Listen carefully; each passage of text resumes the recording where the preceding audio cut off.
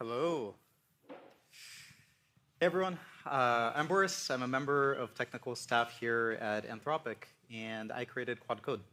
And here to talk to you a little bit about some practical tips and tricks for using Quad Code. It's going to be very practical. I'm not going to go too much into the history or the theory or anything like this. And yeah, before we start, actually, can we get a quick show of hands? Who has used Quad Code before? Yeah, all right, that's what we like to see. For everyone that didn't raise your hand, I know you're not supposed to do this while people are talking, but if you can open your laptop and type this, and this will help you install Quad Code, just so you can follow along for the rest of the talk.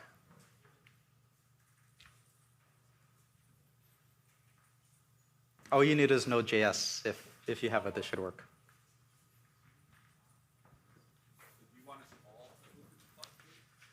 Yeah, well, you don't have to follow along, but if you don't have it yet, yeah, this is your chance to install it so you can follow along. So what is Claude Code? Claude Code is a new kind of AI assistant, and there's been different generations of AI assistants for coding. Most of them have been about completing, like a line at a time, completing a few lines of code at a time. Claude Code is not for that. It's fully agentic. So it's meant for building features, for writing entire functions, entire files, fixing entire bugs at the same time.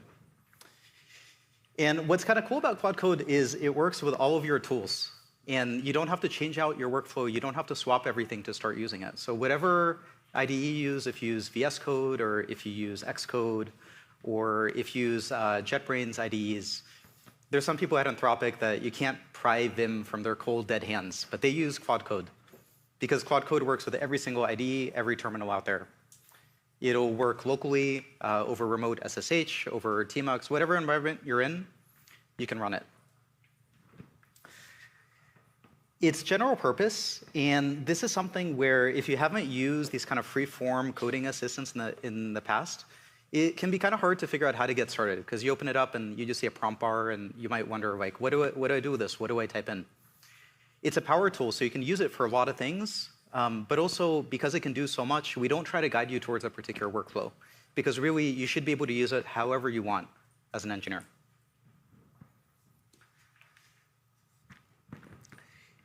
As you open up Claude Code for the first time, there's a few things that we recommend doing to get your environment set up.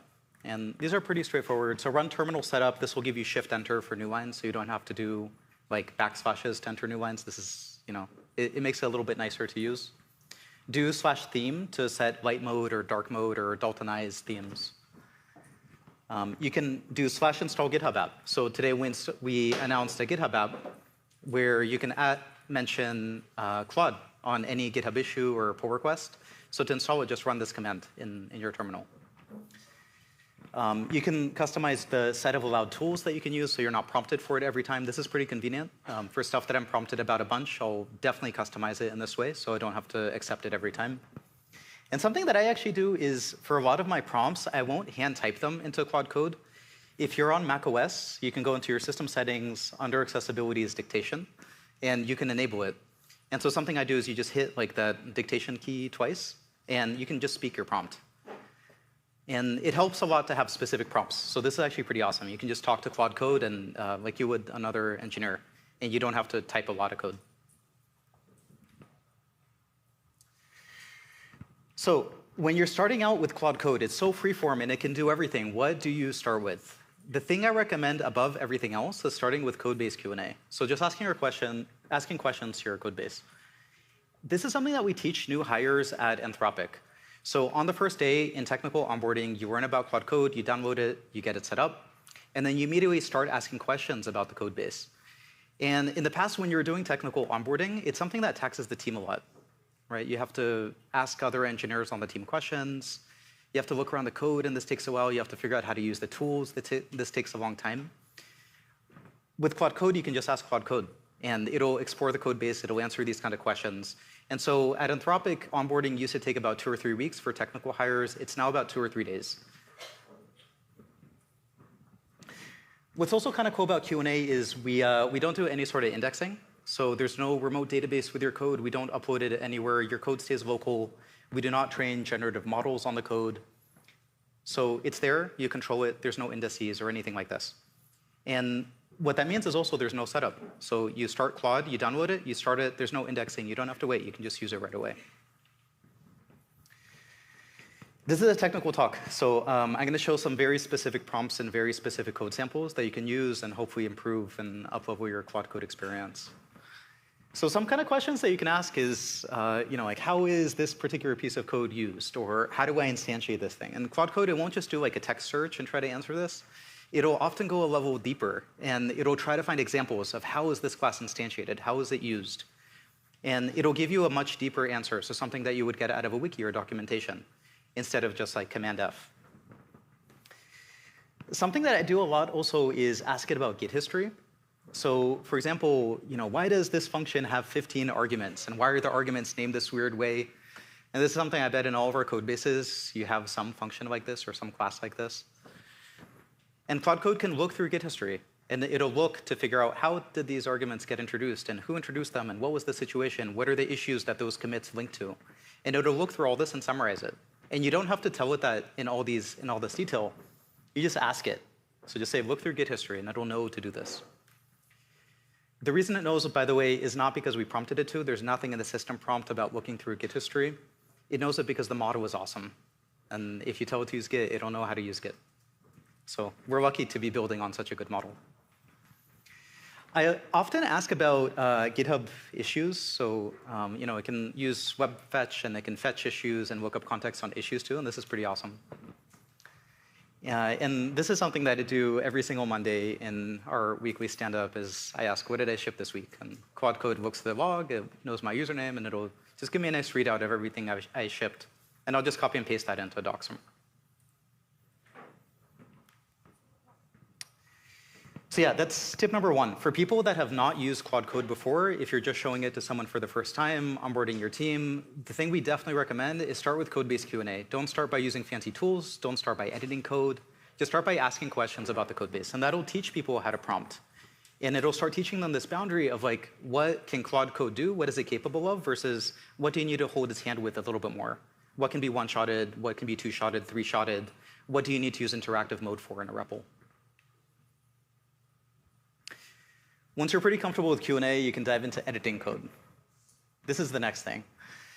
And the cool thing about any sort of agentic, like using a LM in an agentic way is you give it tools, and it's just like magical. It figures out how to use the tools. And with Claude Code, we give it a pretty small set of tools. It's not a lot. And so it has a tool to edit files. It has a tool to run bash commands. It has a tool to search files.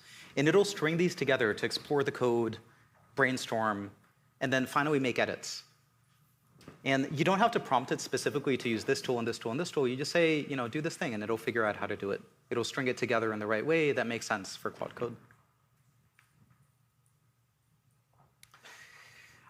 There's a lot of ways to use this. Something I like to do sometimes is before having Claude jump in to write code, I'll ask it to brainstorm a little bit or make a plan.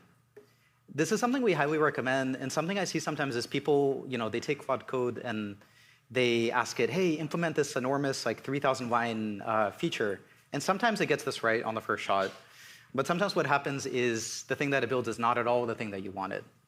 And the easiest way to get the result you want is ask it to think first. So brainstorm ideas, make a plan, run it by me, ask for approval before you write code. And you don't have to use plan mode. You don't have to use any special tools to do this. All you have to do is ask Claude, and it'll know to do this. So just say, before you write code, make a plan. That's it. This is also, I wanted to include this one, this commit push PR. This is a really common incantation that I use. There's nothing special about it, but Claude is kind of smart enough to interpret this. So it'll make a commit, it'll push it to the branch, make a branch, and then make a pull request for me on GitHub. You don't have to explain anything. It'll look through the code, it'll look through the history, it'll look through the Git log by itself to figure out the commit format and all this stuff, and it'll make the commit and push it the right way. Again, we're not system prompting it to do this. It just knows how to do this. The model is good. As you get a little bit more advanced, you're going to want to start to plug in your team's tools. And this is where Claude Code starts to really shine. And there's generally two kinds of tools. So one is bash tools. And an example of this, I just made up this like Barley CLI. This isn't a real thing. But you can say, use this CLI to do something. and you can tell Claude Code about this. And you can tell it to use, for example, like -- help to figure out how to use it. And this is efficient. If you find yourself using it a lot, you can also dump this into your Claude MD, which we'll talk about in a bit, so Claude can remember this across sessions.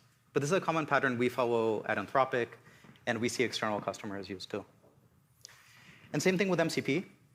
Claude Code can use bash tools, it can use MCP tools, so just tell it about the tools, and you can add the MCP tool, and you can tell it how to use it, and it'll just start using it. And this is extremely powerful, because when you start to use code on a new code base, you can just give it all of your tools, all the tools your team already uses for this code base, and Claude Code can use it on your behalf.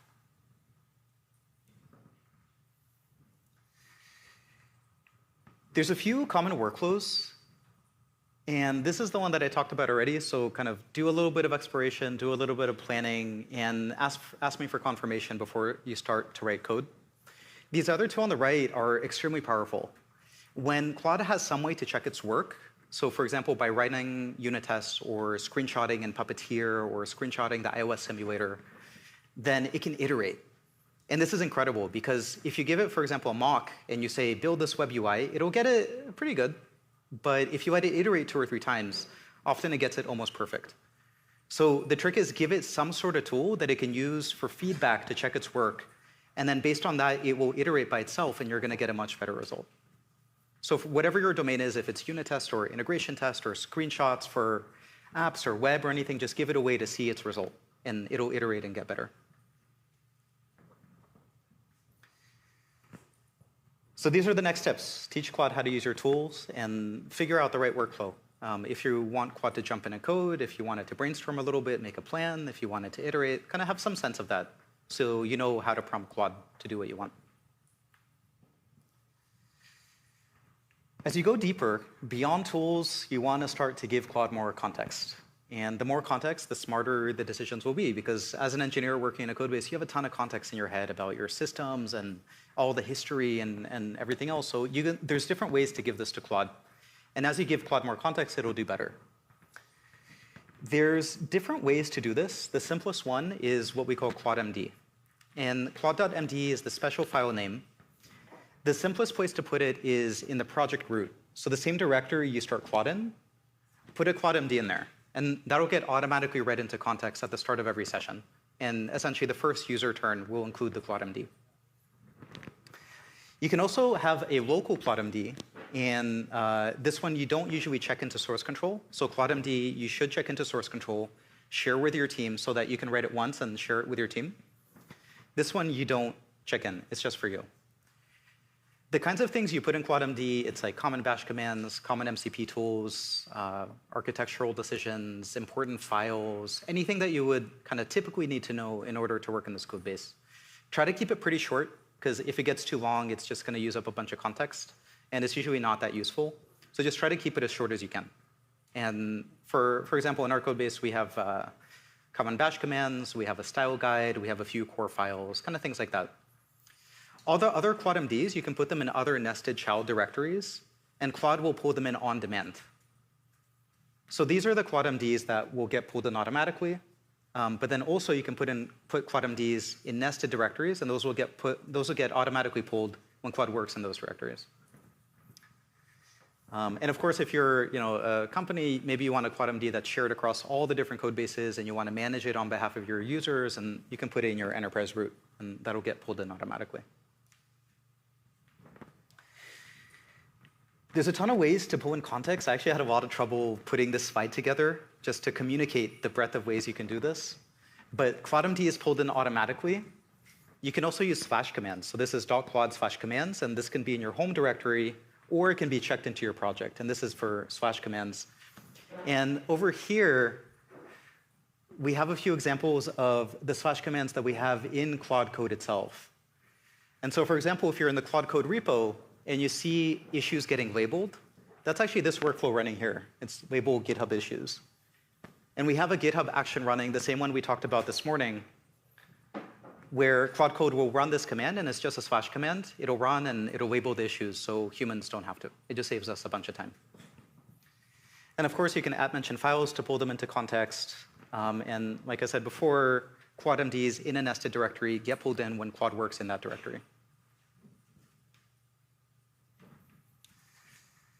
So give Claude more context, and it's definitely worth taking the time to tune context. You can run it through a prompt improver, consider who the context is for, if you want to pull it in every time, if you want to pull it in on demand, if you want to share it with a team, if it's a personal preference, definitely take the time to tune it. This will improve performance dramatically if you do it right.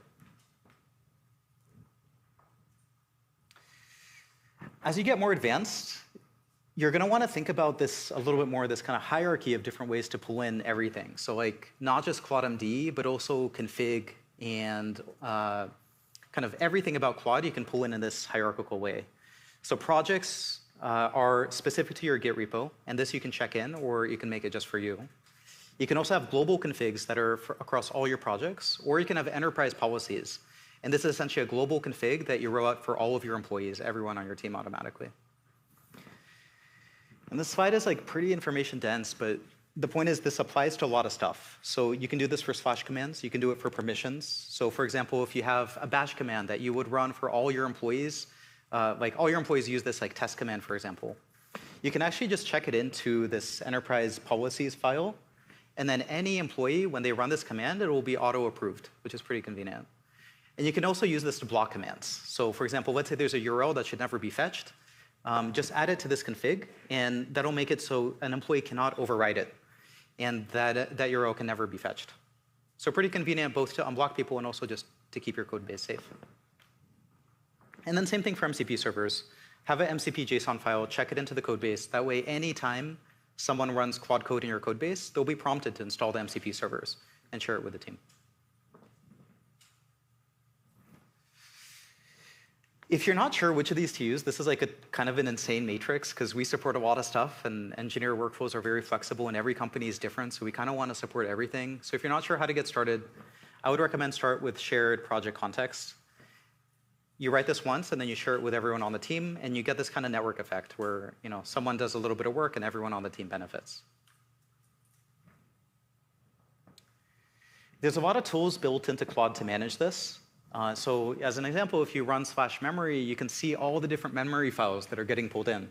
So maybe I have an enterprise policy, I have my user memory, I have project ClaudeMD, and then maybe there's a nested ClaudeMD that's only pulled in for certain directories. And then similarly, when you do /memory, you can edit particular memory files. When you type # to remember something, you can pick which memory you want it to go to.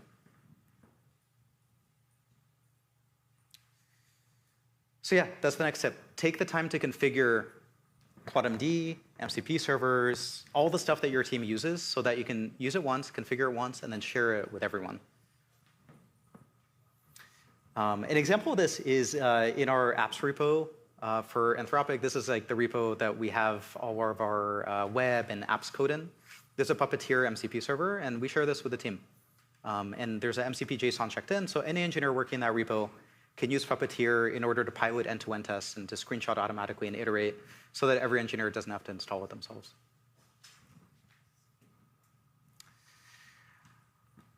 This is a talk about pro tips. So I just want to take a quick interlude to talk about some common key bindings that people may not know. It's very hard to build for terminal. It's also very fun. It feels like rediscovering this new design language. But something about terminals, it's extremely minimal. And so sometimes it's hard to discover these key bindings. And here's just a quick reference sheet. So anytime you can hit Shift-Tab to accept edits. And this switches you into auto-accept edits mode. So bash commands still need approval, but edits are auto-accepted. And you can always ask Claude to undo them later. For example, I'll do this if I know Claude's on the right track, or if it's writing unit tests and iterating on tests. I'll usually just switch into auto-accept mode, so I don't have to OK every single edit.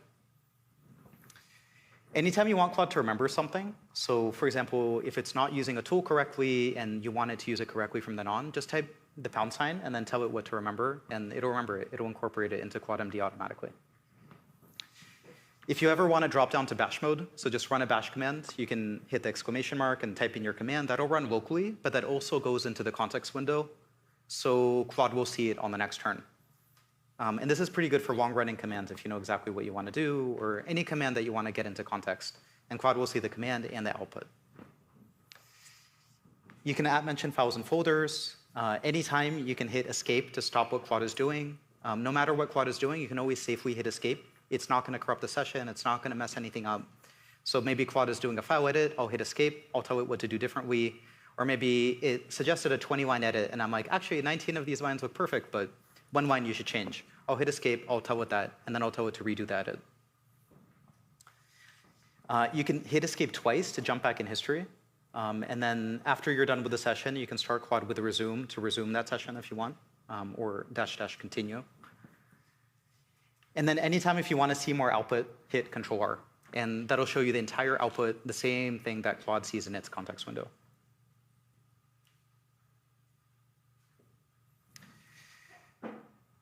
The next thing I want to talk about is the Claude Code SDK. So we talked about this at the top.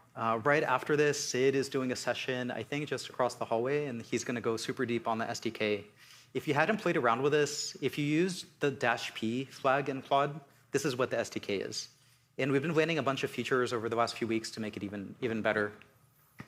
So yeah, you can build on top of this. You can do cool stuff. This is exactly the thing that Claude Code uses. It's exactly the same SDK. And so, for example, something you can do is Claude-P. So this is the CLI SDK. You can pass a prompt. You can pass some allowed tools, which could include specific bash commands. And you can tell it which format you want. So you might want JSON, or you might want streaming JSON if you want to process this somehow. So this is awesome for building on. We use this in CI all the time. We use this for incident response. We use this in all sorts of pipelines. So really convenient. Just think of it as like a Unix utility. You give it a prompt. It gives you JSON. You can use this in any way. You can pipe into it. You can pipe out of it. The piping is also pretty cool. So you can use, like, for example, git status and pipe this in, and use JQ to select the result. The combinations are endless, and it's sort of this new idea. It's like a super intelligent Unix utility. And I think we barely scratched the surface of how to use this. We're just figuring this out. You can read from like a GCP bucket, read like a giant log and pipe it in and tell Claude to figure out what's interesting about this log.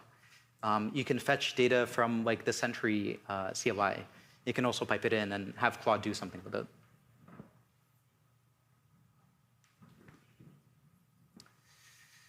The final thing, and this is probably like the most advanced use cases we see, I'm sort of a Claude normie. So I'll have usually like one Claude running at a time, and maybe I'll have like a few terminal tabs for a few different repos running at a time. When I look at power users in and out of Anthropic, almost always they're going to have like SSH sessions. They'll have like tmux tunnels into their Claude sessions. They're going to have a bunch of checkouts of the same repo so that they can run a bunch of Claudes in parallel in that repo. Or they're using Git work trees to have some kind of isolation as they do this. And we're actively working on making this easier to use, but for now, like these are some ideas for how to do more work in parallel with Claude. You can run as many sessions as you want, and there's a lot that you can get done in parallel. So yeah, that's it. I wanted to also leave some time for Q&A. So I think this is the last slide that I have. And yeah, if folks have questions, there's mics on both sides. And yeah, we'd love to answer any questions.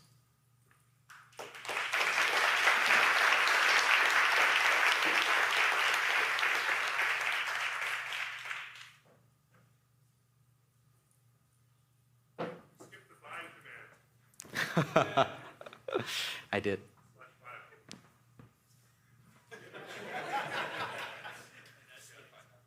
Hey, Boris. Thanks for building a Cloud Code. And I was wondering what was the hardest implementation, like part of the implementation for you of building it? I think there's a lot of tricky parts. I think one part that is especially tricky is the things that we do to make bash commands safe. Bash is inherently pretty dangerous, and it can change system state in unexpected ways. But at the same time, if you have to manually approve every single bash command, it's super annoying as an engineer, and you can't really be productive because you're just constantly approving every command. And just kind of navigating how to do this safely in a way that scales across the different kinds of code bases people have, because not everyone runs their code in a Docker container, was pretty tricky. And essentially, the thing we landed on is there's some commands that are read-only.